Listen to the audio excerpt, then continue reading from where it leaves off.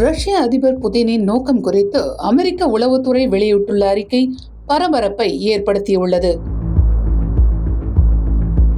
ரஷ்யாவின் அண்டை நாடான உக்ரைனில் ஆட்சிக்கு வந்த ஜெலன்ஸ்கி உக்ரைனை நேட்டோவில் இணைக்க முயன்றார். இது ரஷ்யாவின் பாதுகாப்புக்கு பங்கம் விளைவிக்கும் என்று எண்ணிய ரஷ்ய அதிபர் புதின் உக்ரைன் மீது கடந்த 2022ஆம் ஆண்டு படையெடுத்தார். ரஷ்யா உக்ரைன் இடையேயான போர் தற்போது 3 ஆண்டுகளை தாண்டியுள்ள நிலையில் தற்போதும் உக்கிரமாக நீடித்து வருகிறது. போர் தொடங்கியதிலிருந்து அமெரிக்கா உள்ளிட்ட மேற்கத்திய நாடுகள் உக்ரைனுக்கு ஆதரவாக ஆயுதங்களை வழங்கி வருகின்றன. இந்த போர் இத்தனை ஆண்டுகள் கடந்தும் இவ்வளவு நாட்கள் தொடர உக்ரைனுக்கு அமெரிக்கா மற்றும் நேட்டோ நாடுகள் அளித்து வரும் பொருளாதார மற்றும் ஆயுத உதவி முக்கிய காரணமாக இருந்து வருகிறது. எனினும் உக்ரைனின் 15% பரப்புகள் தற்போது ரஷ்ய படைகளின் கட்டுப்பாட்டில் வந்துள்ளன.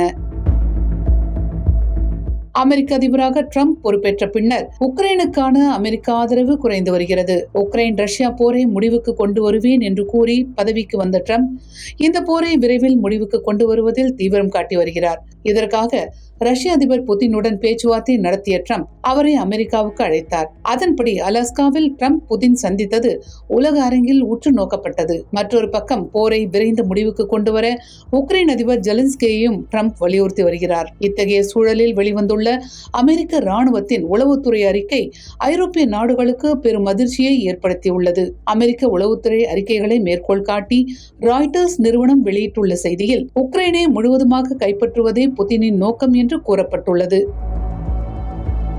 மேலும் பழைய சோவியத் ஒன்றியத்தின் எல்லை வரை ரஷ்யாவை விரிவாக்கம் செய்ய புதின் திட்டமிட்டுள்ளதாகவும் அதன் தொடர்ச்சியே உக்ரைன் மீதான ரஷ்ய படையெடுப்பு என்றும் கூறப்பட்டுள்ளது. இதன் காரணமாக முன்னாள் சோவியத் நாடுகளான மால்டோவா, எஸ்தோனியா, லாட்வியா, லிதுவேனியா ஆகிய நாடுகள் அதிர்ச்சி அடைந்துள்ளன.